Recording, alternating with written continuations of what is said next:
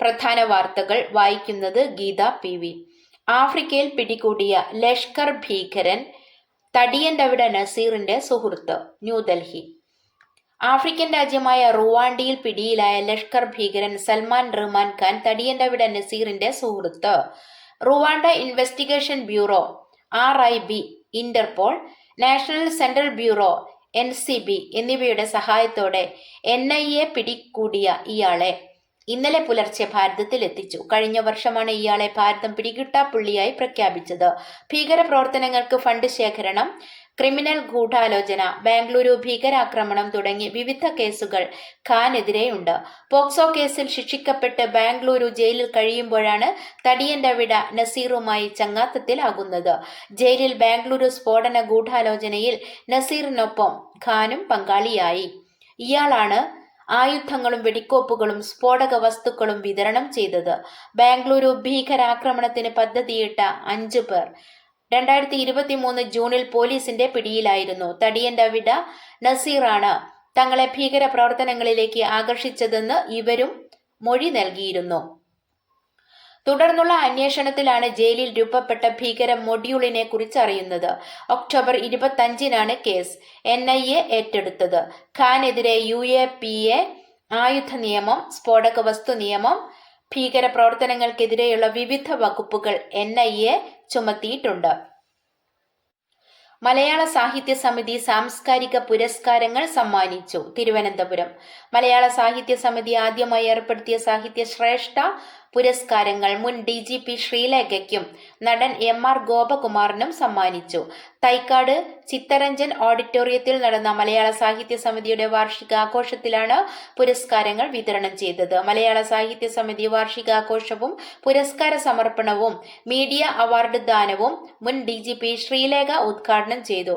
മലയാള സാഹിത്യ സമിതി സംസ്ഥാന president Mylachal Vijayan, secretary Pradeep Thripparappu, VJ Vaishakh എന്നിവർ ചടങ്ങിൽ പങ്കെടുത്തു. ശ്രവ്യ മാധ്യമ സൃഷ്ടിക്കുള്ള പുരസ്കാരം ആകാശവാണി തിരുവനന്തപുരം സ്റ്റേഷൻ അസിസ്റ്റന്റ് ഡയറക്ടറും ഭാഷാ വിദഗ്ധനുമായ ശ്രീകുമാർ മുഖത്തലയ്ക്ക് സമ്മാനിച്ചു. ബലിപഥം എന്ന നോവലാണ് ശ്രീലേഖ IPSനെ അവാർഡിന് അർഹയാക്കിയത്. കാൽനൂറ്റാണ്ടിലേറെ കലാസാംസ്കാരിക ജീവകാരുണ്യ പ്രവർത്തനങ്ങളിലൂടെ കേരളത്തിൽ നിറസാന്നിധ്യമായ Kalanidhi centre for Indian arts and cultural heritage trust chairperson Geetha Rajendran Kalanidhi പുരസ്കാരം ഏറ്റുവാങ്ങി. Kariavattom Sreekandan Nair, ACB bureau chief Honey, സാമൂഹിക പ്രതിബദ്ധതയുള്ള റിപ്പോർട്ടിംഗ് സുജിലാൽ, കേരള കൗമുദി. പത്രപ്രവർത്തകരായ മഞ്ജുള ദേവി, ദീപിക, ജയലക്ഷ്മി, മാതൃഭൂമി. ഡോക്ടർ ശ്രദ്ധ പാർവതി, സംഗീത സംവിധായിക, ഗായിക, കലാനിധി പ്രതിഭ, ക്യാമറമാൻ പ്രവീൺ എണിക്കര എന്നിവർക്കും സാഹിത്യ സമിതി പ്രഥമ പുരസ്കാരങ്ങൾ നൽകി. സൈന്യം കാശ്മീരിനെ ടെറ്റിസത്തിൽ നിന്ന് ടൂറിസത്തിലേക്ക് നയിച്ചു. കരസേനാ മേധാവി. പൂനെ, മഹാരാഷ്ട്ര. ടെറ്റിസത്തിൽ നിന്ന് ടൂറിസത്തിലേക്ക് ജമ്മു കാശ്മീരിന്റെ കാഴ്ചപ്പാടിനെ മാറ്റിയെടുത്തതാണ് സൈന്യത്തിന്റെ നേട്ടമെന്ന് കരസേനാ മേധാവി ജനറൽ ഉപേന്ദ്ര ദ്വിവേദി. വികസിത ഭാരത് 2047 എന്ന ലക്ഷ്യത്തിലേക്കുള്ള രാജ്യത്തിന്റെ മുന്നേറ്റത്തിൽ ജമ്മു കാശ്മീരിന് നിർണായക പങ്കുണ്ടെന്ന് ഈ മാറ്റം തെളിയിച്ചു അദ്ദേഹം പറഞ്ഞു. പൂനെ സാവിത്രിഭായ് ഫൂലെ സർവകലാശാലയിൽ ഭാരതത്തിന്റെ സുരക്ഷാ മുന്നേറ്റത്തിൽ സൈന്യത്തിന്റെ പങ്ക് എന്ന വിഷയത്തിൽ സംസാരിക്കുകയായിരുന്നു അദ്ദേഹം. വികസിത ഭാരതം എന്ന കാഴ്ചപ്പാട് പുരോഗമനപരവും സമാധാനപരവുമായ രാജ്യത്തിന്റെ മുന്നേറ്റത്തിലൂടെയേ പ്രാവർത്തികമാകൂ. സൈന്യം അതിർത്തികൾ സംരക്ഷിക്കുക മാത്രമല്ല, ദേശീയ വികസനത്തിലും സുരക്ഷതയ്ക്കും തന്ത്രപരമായ വളർച്ചയ്ക്കും സംഭാവന ചെയ്യുന്നുണ്ട്. സുസ്ഥിര വളർച്ചയുടെ സുപ്രധാന സഹായി ആണ് സുരക്ഷ. 2001 ഭൂജ് ഭൂകമ്പത്തിൽ സേവന പ്രവർത്തനത്തിന് നേതൃത്വം നൽകിയ അനുഭവ പരിചയമുള്ള ജനറൽ NC വിജിന്റെ കീഴിലാണ് ദേശീയ ദുരന്ത നിവാരണ അതോറിറ്റി രൂപീകരിച്ചത്. അദ്ദേഹമാണ് ജമ്മു കാശ്മീർ ടൗൺഷിപ്പിന്റെ പുനരുജ്ജീവനത്തിനായി മാസങ്ങളോളം അവിടെ ക്യാമ്പ് ചെയ്തത്. ബംഗ്ലാദേശിൽ ന്യൂനപക്ഷങ്ങളുടെ സുരക്ഷ ഉറപ്പാക്കണം കേന്ദ്രം. ന്യൂഡൽഹി. ബംഗ്ലാദേശിൽ ഹിന്ദുക്കൾ ഉൾപ്പെടെയുള്ള ന്യൂനപക്ഷങ്ങളുടെ സുരക്ഷ ഉറപ്പാക്കണമെന്ന് കേന്ദ്രം. കേന്ദ്ര വിദേശകാര്യ സഹമന്ത്രി കീർത്തി വർദ്ധൻ സിംഗ് രാജ്യസഭയിൽ നടത്തിയ പ്രസ്താവനയിലാണ് ഭാരതത്തിന്റെ നിലപാട് വ്യക്തമാക്കിയത്. ബംഗ്ലാദേശിൽ ഹിന്ദുക്കൾ ഉൾപ്പെടെയുള്ള ന്യൂനപക്ഷങ്ങൾക്കും ക്ഷേത്രങ്ങൾക്കും നേരെ നടക്കുന്ന അതിക്രമങ്ങളിൽ മന്ത്രി ആശങ്ക രേഖപ്പെടുത്തി.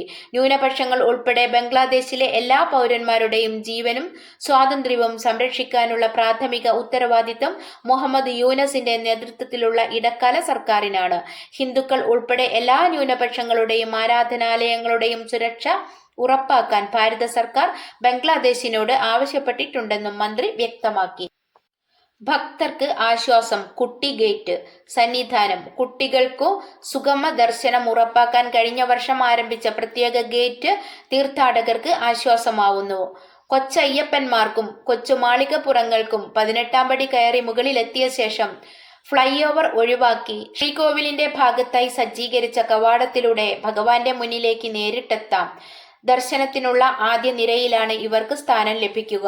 കുട്ടികളെയും അവർക്കൊപ്പം രക്ഷാകർത്താവിനെയുമാണ് കടത്തിവിടുന്നത്. കുട്ടികളെയും കൊണ്ട് ഏറെ നേരം ക്യൂ നിൽക്കേണ്ട സാഹചര്യമാണ് ഇതിലൂടെ ഒഴിവാകുന്നത്. വയോജനങ്ങൾക്കും ഭിന്നശേഷിക്കാർക്കും ഈ സൗകര്യം ലഭ്യമാണ്. മനുഷ്യാവകാശ കമ്മീഷന്റെ ഉത്തരവ് നടപ്പിലാക്കണം. KSPS. തിരുവനന്തപുരം. പെൻഷൻകാരോടുള്ള സർക്കാർ അവഗണനയ്ക്കെതിരായ മനുഷ്യാവകാശ കമ്മീഷന്റെ ഉത്തരവ് നടപ്പാക്കണമെന്ന് കേരള സ്റ്റേറ്റ് പെൻഷനേഴ്സ് സംഘ്. സർക്കാരിന്റെ നിഷേധാത്മക സമീപനം ചൂണ്ടിക്കാട്ടി മനുഷ്യാവകാശ കമ്മീഷന് പെൻഷനേഴ്സ് സംഘ് പരാതി നൽകിയിരുന്നു. 5 വർഷത്തിനിടെ 1 ലക്ഷത്തിലധികം പെൻഷൻകാർ മരണപ്പെട്ടിട്ടും പെൻഷൻ കുടിശ്ശികയും ക്ഷാമാശ്വാസ കുടിശ്ശികയും അനുവദിക്കാത്ത സർക്കാർ നടപടിയെ ചോദ്യം ചെയ്ത് സംഘ് സംസ്ഥാന വൈസ് പ്രസിഡന്റ് ശ്രീകുമാർ കൊട്ടാരത്തിൽ ആണ് പരാതി സമർപ്പിച്ചത്. അനുവദിച്ച ക്ഷാമാശ്വാസ കുടിശ്ശികയിലും സർക്കാർ കുടിശ്ശിക വരുത്തിയെന്ന് പരാതിയിൽ ചൂണ്ടിക്കാട്ടിയിരുന്നു. പരാതിയിൽ നൽകിയ ഉത്തരവ് അടിയന്തിരമായി നടപ്പാക്കണം. 80 വയസ്സ് കഴിഞ്ഞ മുഴുവൻ പെൻഷൻകാർക്കും മരണമടഞ്ഞവരുടെ ആശ്രിതർക്കും ആനുകൂല്യങ്ങൾ വിതരണം ചെയ്യാൻ ട്രഷറി ഡയറക്ടർക്ക് നിർദ്ദേശം നൽകണം. രോഗത്താലും പ്രായാധിക്യത്താലും കഷ്ടപ്പെടുന്ന പെൻഷൻകാരോട് സർക്കാർ അനുഭാവപൂർണ്ണ സമീപനം സ്വീകരിക്കണം. ഹിയറിംഗിൽ പെൻഷനേഴ്സ് സംഘ് ആവശ്യപ്പെട്ടു. ഹിയറിംഗിൽ ശ്രീകുമാർ കൊട്ടാരത്തിൽ, സംസ്ഥാന ട്രഷറർ G. ഗോപകുമാർ എന്നിവർ പങ്കെടുത്തു. മഹിളാ ഐക്യവേദി സംസ്ഥാന സമ്മേളനം മാവേലിക്കരയിൽ. ആലപ്പുഴ.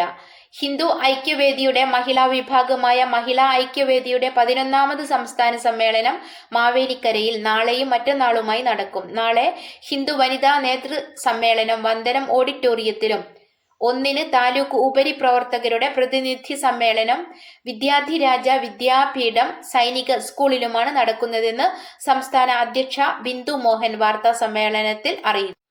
ഇന്ധനവില ഹർജി തള്ളി. KSRTCക്കും ഹൈക്കോടതിക്കും സുപ്രീം കോടതിയുടെ വിമർശനം.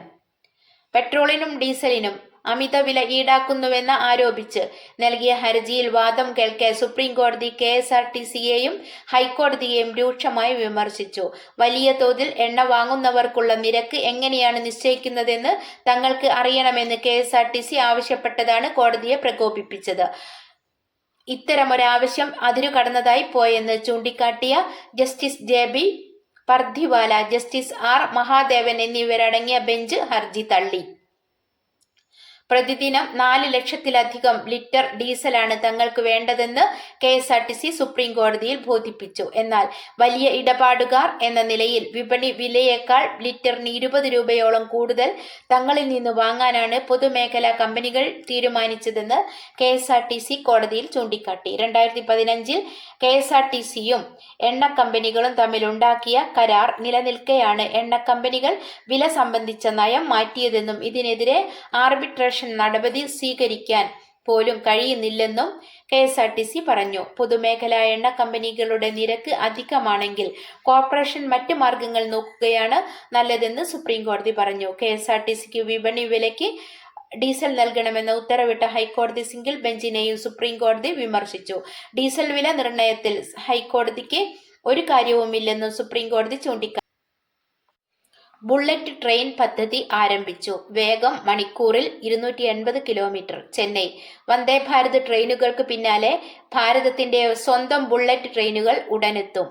മേക്ക് ഇൻ ഇന്ത്യ പ്രകാരം പുതിയ പദ്ധതിക്ക് തുടക്കമിട്ടതായി റെയിൽവേ മന്ത്രി അശ്വിനി വൈഷ്ണവ് പാർലമെന്റിൽ അറിയിച്ചു. മണിക്കൂറിൽ 280 കിലോമീറ്റർ സഞ്ചരിക്കാനാകുന്ന ബുള്ളറ്റ് ട്രെയിനുകളാണ് നിർമ്മിക്കുന്നത്. ചെന്നൈ ഇന്റഗ്രേറ്റഡ് കോച്ച് ഫാക്ടറിയിലാണ് അതിവേഗ ട്രെയിനിങ് സെന്ററുകൾ രൂപകൽപ്പന ചെയ്യുക. BEML-യുമായി സഹകരിച്ചാണ് നിർമ്മാണം. 28 കോടി രൂപയാണ് പദ്ധതി ചെലവ്. അതിവേഗ ട്രെയിൻ സെന്ററുകൾ ഉണ്ടാക്കുന്നതിന് അത്യാധുനിക സാങ്കേതിക വൈദഗ്ധ്യം ആവശ്യമാണ്.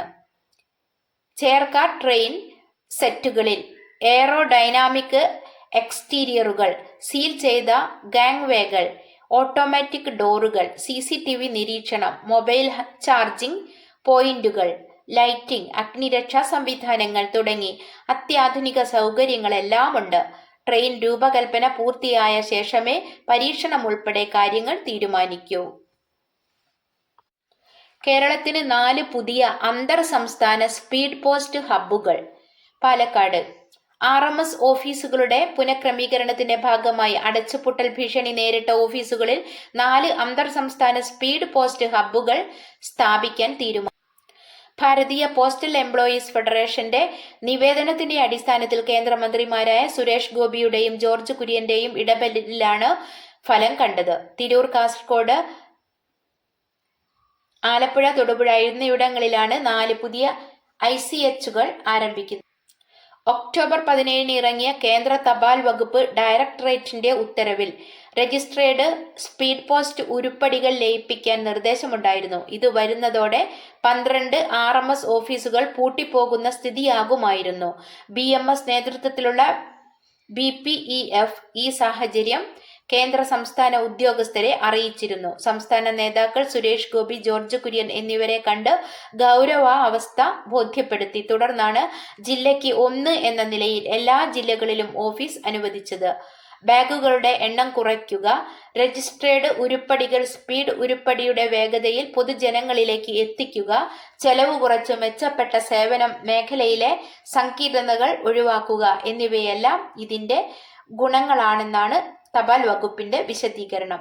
2ാം ലെവൽ ഓഫീസുകളിൽ കൈകാര്യം ചെയ്യുന്ന കത്തുകളുടെ എണ്ണം കണക്കിലെടുത്ത് അടച്ചുപൂട്ടൽ ഭീഷണി നേരിടുന്ന ഓഫീസുകൾ ICH ആയി ഉയർത്തുന്നതിന് BPEF കേന്ദ്രമന്ത്രിമാർക്കും ദേശീയ ഘടകത്തിനും നിവേദനം നൽകിയിട്ടുണ്ട്. INS അരിഖാദിൽ നിന്നുള്ള K4 മിസൈൽ പരീക്ഷണം വിജയം. ന്യൂഡൽഹി ഭാരതത്തിന്റെ 2ാമത്തെ ആണവ മിസൈൽ അന്തർവാഹിനി INS അരിഖാദിൽ നിന്ന് ആണവശേഷിയുള്ള ബാലിസ്റ്റിക് മിസൈൽ പരീക്ഷണം വിജയം. അരിഖാദിൽ നിന്നുള്ള ആദ്യ ബാലിസ്റ്റിക് മിസൈൽ പരീക്ഷണമായിരുന്നു ഇത്. 3500 കിലോമീറ്റർ ദൂരപരിധിയിലുള്ള K4 ബാലിസ്റ്റിക് മിസൈലാണ് ബംഗാൾ ഉൾക്കടലിൽ പരീക്ഷ. ആഗസ്റ്റിലാണ് INS അരിഖാദ് നാവികസേനയുടെ ഭാഗമായത്. INS അരിഹന്താണ് സൈന്യത്തിന്റെ ആദ്യ അന്തർവാഹിനി. 2018 ഇത് സൈന്യഭാഗമായി. 3ാമത്തെ അന്തർവാഹിനി അടുത്ത വർഷം കമ്മീഷൻ ചെയ്യും. ഇത്തരം അന്തർവാഹിനികളിൽ നിന്നു തൊടുത്തുവിടാനാകുന്ന രീതിയിൽ പ്രത്യേക രൂപകൽപ്പന ചെയ്തവയാണ് K4 ballistic missile. Defence research and development organisation രൂപകൽപ്പന ചെയ്ത K4 മിസൈലിനെ സമ്പൂർണ്ണ സജ്ജമാക്കാൻ നിരവധി പരീക്ഷണങ്ങൾ നടത്തി. ഡോക്ടർ മംഗളം സ്വാമിനാഥൻ ഫൗണ്ടേഷൻ പുരസ്കാരം. P. നാരായണന് ആദര സമർപ്പണം. ന്യൂഡൽഹി ഡോക്ടർ മംഗളം സ്വാമിനാഥൻ ഫൗണ്ടേഷൻ പുരസ്കാരങ്ങൾ സമ്മാനിച്ചു. ജന്മഭൂമി മുൻ മുഖ്യ പത്രാധിപരും മുതിർന്ന പത്രപ്രവർത്തകനുമായ P. നാരായണൻ ഡോക്ടർ മംഗളം സ്വാമിനാഥൻ ഫൗണ്ടേഷൻ ജേർണലിസം പുരസ്കാരം. കായികം. I-ലീഗ് ഇന്ന് ഗോകുലം കേരള റിയൽ കാശ്മീർ പോരാട്ടം. ശ്രീനഗർ I-ലീഗ് ഫുട്ബോളിൽ ഇന്ന് നടക്കുന്ന എവേ മത്സരത്തിൽ ഗോകുലം കേരള FC റിയൽ കാശ്മീരിനെ നേരിടും. ശ്രീനഗറിലെ TRC ടർഫിൽ നടക്കുന്ന I-ലീഗ് മത്സരത്തിൽ ഗോകുലം കേരള FC റിയൽ കാശ്മീർ FCയെ നേരിടും. ഉച്ചയ്ക്ക് 2-നാണ് മത്സരം. ടെലി ആപ്പിലൂടെ മത്സരം തത്സമയം കാണാനാകും. I-ലീഗിൽ എല്ലാ ടീമുകളും ഓരോ മത്സരങ്ങൾ കളിച്ചപ്പോൾ ആദ്യ മത്സരത്തിൽ ശ്രീനിധി ഡക്കാനെ തോൽപ്പിച്ച ഗോകുലം 2ാം സ്ഥാനത്താണുള്ളത്. റിയൽ കാശ്മീർ രാജസ്ഥാൻ യുണൈറ്റഡിനെ തോൽപ്പിച്ചുകൊണ്ട് നിലവിൽ 1ാം സ്ഥാനത്താണ്. സിന്ധുവും ലക്ഷ്യയും 3ാം റൗണ്ടിൽ. Lucknow Zayed Modi Indian international ബാഡ്മിന്റണിൽ ഭാരതത്തിന്റെ വനിതാ സിംഗിൾസ് താരം PV സിന്ധുവും പുരുഷ താരം ലക്ഷ്യ സെനും മൂന്നാം റൗണ്ടിൽ കടന്നു. ഇറ ശർമ്മയെ തോൽപ്പിച്ചാണ് സിന്ധുവിന്റെ മുന്നേറ്റം. സ്കോർ 21-10, 12-21, 21-11. ഇസ്രയേലിന്റെ ഡാനിൽ ഡുബോവെങ്കോയെ നേരിട്ടുള്ള ഗെയിമുകൾക്ക് തോൽപ്പിച്ചാണ് ലക്ഷ്യ സെൻ മുന്നേറിയത്. വെറും 25 മിനിറ്റിൽ കളി തീർന്നു. സ്കോർ 21-15, 21-13. റയലിനെ കീഴടക്കി ലിവർ കുതിപ്പ്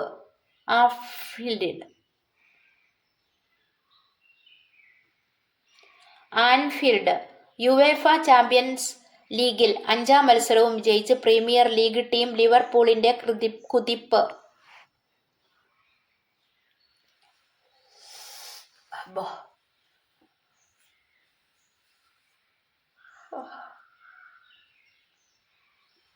ആൻഫീൽഡ്. യുവേഫ ചാമ്പ്യൻസ് ലീഗിൽ 5-ാം മത്സരവും ജയിച്ച് പ്രീമിയർ ലീഗ് ടീം ലിവർപൂളിന്റെ കുതിപ്പ്. സ്പാനിഷ് കരുത്തരായ റയൽ മാഡ്രിഡിനെ എതിരില്ലാത്ത 2 ഗോളുകൾക്ക് തോൽപ്പിച്ചാണ് ലിവർപൂൾ പോയിന്റ് പട്ടികയിൽ വീണ്ടും മുന്നിലെത്തിയത്. 5-ാം റൗണ്ട് മത്സരങ്ങളുടെ ആദ്യ ദിനം ഇറ്റാലിയൻ ടീം ഇന്റർ മിലാൻ 4-ാം ജയവുമായി ലിവറിനെ മറികടന്ന്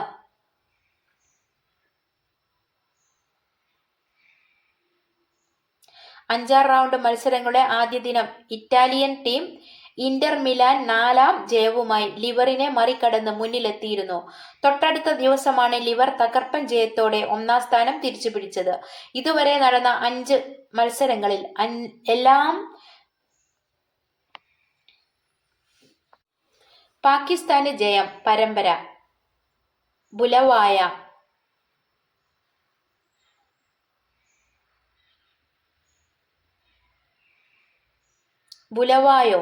സിംബാബ്വെ പര്യടനത്തിനെത്തിയ പാകിസ്ഥാന് ഏകദിന പരമ്പര. 3 മത്സര പരമ്പരയിൽ ഇന്നലെ നടന്ന 3-ാമത്തെയും അവസാനത്തെയും മത്സരം ജയിച്ചുകൊണ്ടാണ് സന്ദർശകർ പരമ്പര സ്വന്തമാക്കിയത്.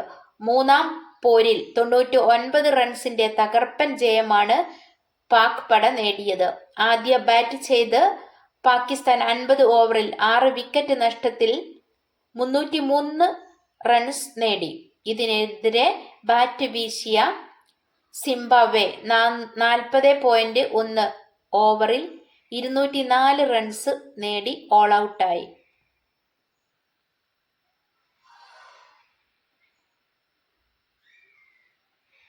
ഇതിനെതിരെ ബാറ്റ് വീശിയ സിംബാബ്വെ 40.1 ഓവറിൽ 204 റൺസ് നേടി ഓൾ ഔട്ടായി. പാകിസ്ഥാനു വേണ്ടി സെഞ്ചുറി നേടിയ Kamran Ghulam 103 man of the match ആയി. സൈം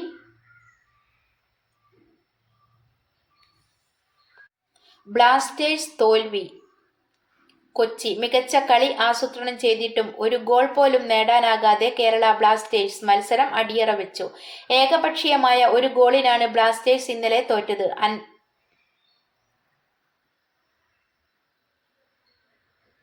40-ാം മിനിറ്റിലാണ് ബ്ലാസ്റ്റേഴ്സിനെതിരെ ഗോവ വിജയ ഗോൾ നേടിയത്. ബോറിസ് സിംഗ് താങ്ജിയം ആണ് ഗോൾ നേടിയത്.